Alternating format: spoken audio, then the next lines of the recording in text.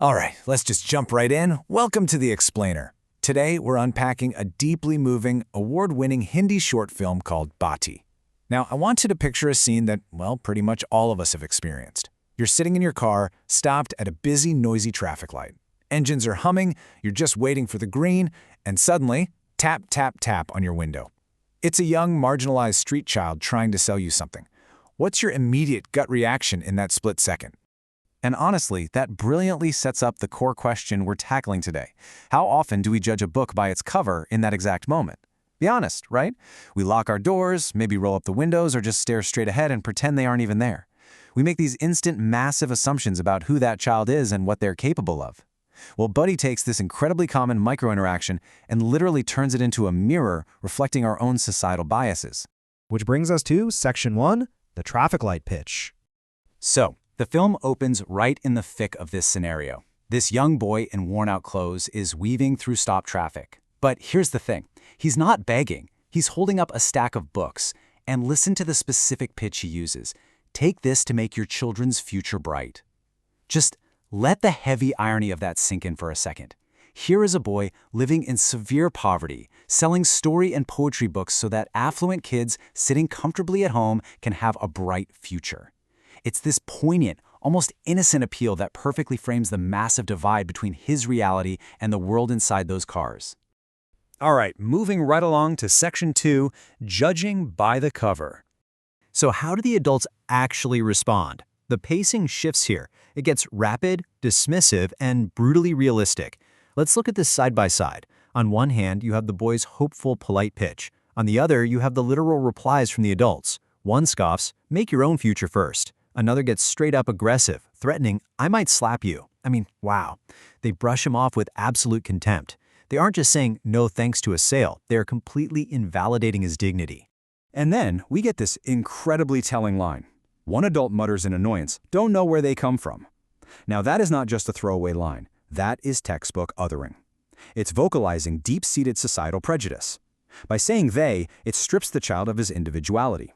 It shows exactly how the privileged class willfully alienates the poor, essentially treating them like a sudden, unexplainable nuisance rather than human beings born into a rigged system.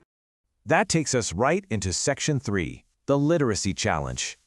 This is the tipping point of the film. You can see a very clear escalation building here. Step 1, the boy approaches. Step 2, he faces this barrage of mockery and threats. And then Step 3, he reaches a man who stops yelling, but instead issues a deeply condescending challenge just to make a spectacle out of him. The tension here is incredibly high because this adult is using his power not to help, but to humiliate. And here is the challenge he throws down. Read one word from this, and I'll buy all the books. Look at the sheer arrogance baked into that statement. Because the boy is poor, because his clothes are dirty, the man completely assumes he's illiterate. He figures the boy is just hawking paper he can't even read. It is the ultimate judging a book by its cover moment. Which sets the stage for Section 4, the lamp and the wind. Now let's slow down for a second because the boy's response is the absolute heart of this whole story. Instead of running away or stumbling, he looks right at the man, opens a poetry book, and reads this line. "You can snatch my childhood, but not my childishness." What a powerful declaration of resilience. He's acknowledging the harsh reality. Yes, poverty has stolen the safety of a normal childhood, but it hasn't broken his spirit. It hasn't stolen his innate sense of self. And he just keeps going. Not every human has a big heart. Not every human is bad. Think about the incredible emotional maturity that takes. He was literally just mocked and threatened with physical violence, yet he refuses to view the world in black and white. He refuses to be as bitter as the people sitting in those cars. He actually understands human nuance way better than the educated adults judging him. And then he delivers the final line of the poem, the core analogy of the entire film. He says, "Sometimes lamps go out due to lack of oil. It's not always the wind's fault." It's a stunning metaphor, and the man in the car is left completely speechless. Let's really pull this apart, because it's such a brilliant way to explain a massive, complex societal issue using an incredibly simple analogy. So what exactly is the boy saying here? In this analogy, the lack of oil represents a lack of basic resources, education, money, opportunity, basically systemic poverty. The wind, on the other hand, represents the external forces that extinguish a flame. In this case, society's tendency to blame a person's individual character when they fail. The boy is essentially saying, hey, don't blame the wind for blowing out a lamp that literally never had any oil to begin with. If we map this directly onto the characters we just watched, it is so clear. The child selling books represents the flickering lamp, just struggling to stay lit in a harsh environment. The missing oil, that's his total lack of privilege. No stable home, no easy access to school. And those harsh adults in the cars, they are the judgmental wind, criticizing him for struggling, telling him to make his own future, when he hasn't been given a single drop of the oil he needs to actually burn bright. And guys, this brings us to why this entire short film matters so much. It's the battle between recognizing systemic poverty versus assuming individual flaws. Society, and yeah, that includes us at traffic lights, we so often mistake a lack of opportunity for lack of ability, or even worse, a moral failing.